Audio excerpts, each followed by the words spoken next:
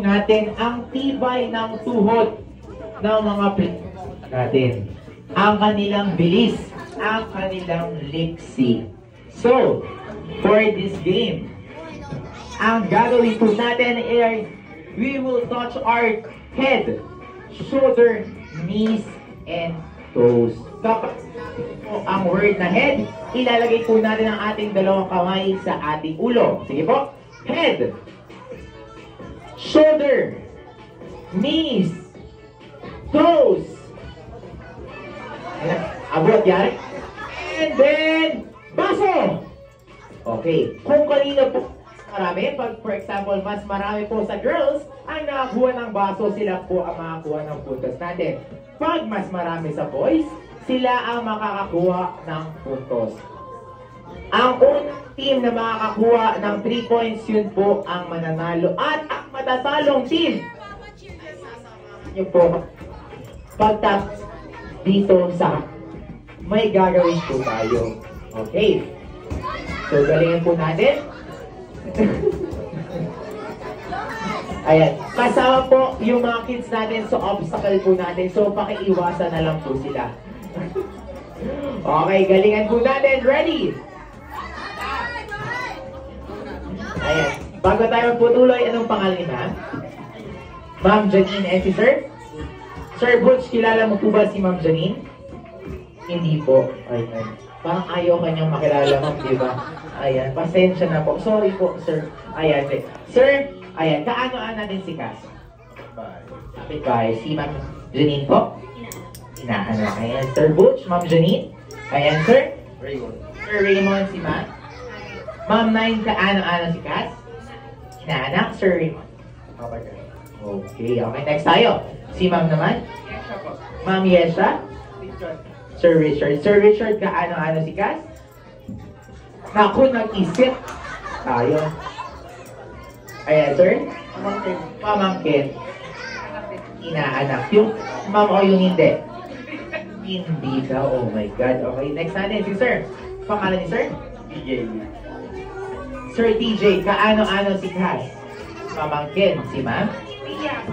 Pamangkin din po. Si Sir Mark Joseph? Pamangkin. And si Ma'am? Pamangkin din po. Ayan, so muna po tayo. Baka po tayo ay masipa bago habang tayo po ay naglalaro. Okay, ready? Get set! Head, shoulder, toes, knees, toes, head, shoulder, head, toes, toes, head, shoulder, knees, toes, balikat! Balikat, balikat pa lang po. As in shoulder in English. Pakibalik po ng mga baso. Baso! Okay, so parang practice game pa lang po. Ayan. Okay, pakibalik po ng mga baso sa harapan. Galingan po natin. Okay, ready? Get set!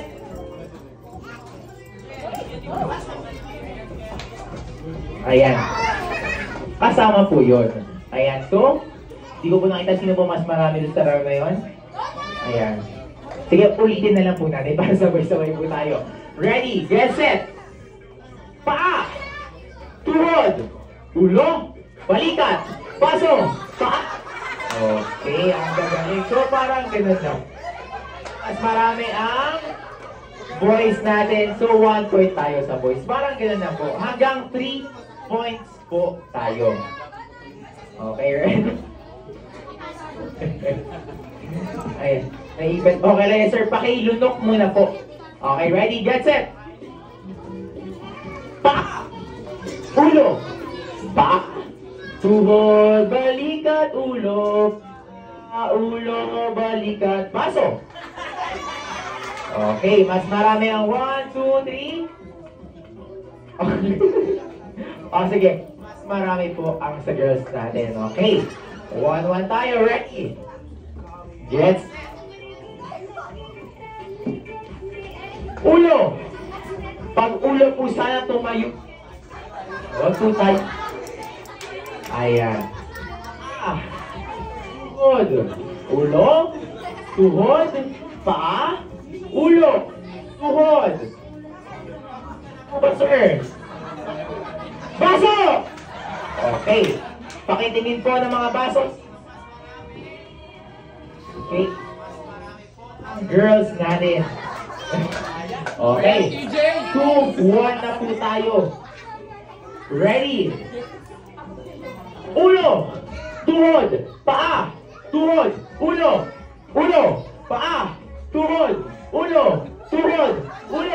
balikat, uno, paa, tuhod, balikat, uno, baso.